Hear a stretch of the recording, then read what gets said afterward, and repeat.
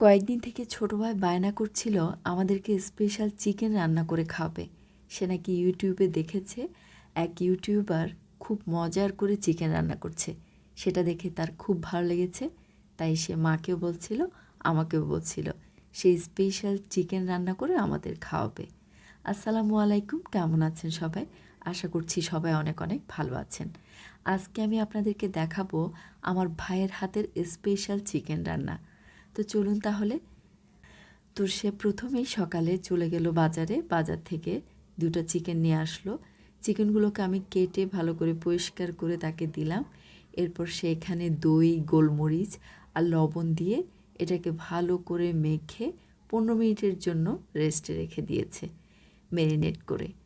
এরপর 15 মিনিট পর আমরা চুলায় চলে আসলাম রান্নাটা দেখার জন্য, বা আমি তাকে হেল্প করার জন্য তার সাথেই চলে আসলাম রান্নাঘরে। দেখতেই পাচ্ছেন সে চুলায় একটা প্যান বসিয়েছে, এখানে দিয়ে দিল সয়াবিন তেল, সামান্য ঘি, এরপর দিয়ে দিল এখানে 1 চামচ জিরের ফোড়ন, সাথে দিয়ে দিল কয়েকটা এলাচ আর তেজপাতা। এটাকে একটু নেড়ে চেড়ে কুচিয়ে রাখা পেঁয়াজগুলোকে দিয়ে দিল। এরপর এটাকে ভালো করে নেড়ে যখন এটা লালচে বর্ণ হয়ে গেল, তখন সে দিয়ে দিল পেস্ট করা আদা রসুন। এটাকেও ভালো করে নাড়তে নাড়তে কষিয়ে নিয়েছে, যাতে কাঁচা যে গন্ধটা থাকে সেটা একেবারে চলে যায়। এরপর সে একে একে হলুদের গুঁড়ো, মরিচের গুঁড়ো সবগুলো দিয়ে ভালোভাবে নেড়ে চেড়ে ম্যারিনেট করে রাখা চিকেনটা এখানে দিয়ে দিল। চিকেনটাকেও ভালোভাবে সে কষিয়ে নিচ্ছে। কষানো হয়ে গেলে এক পর্যায়ে দেখা যাচ্ছে এখান থেকে পানি উঠে এসেছে। সে পানিটাকে ভালো করে শুকিয়ে এখানে সিদ্ধ হওয়ার জন্য সে পরিমাণ মতো পানি দিয়ে দিল।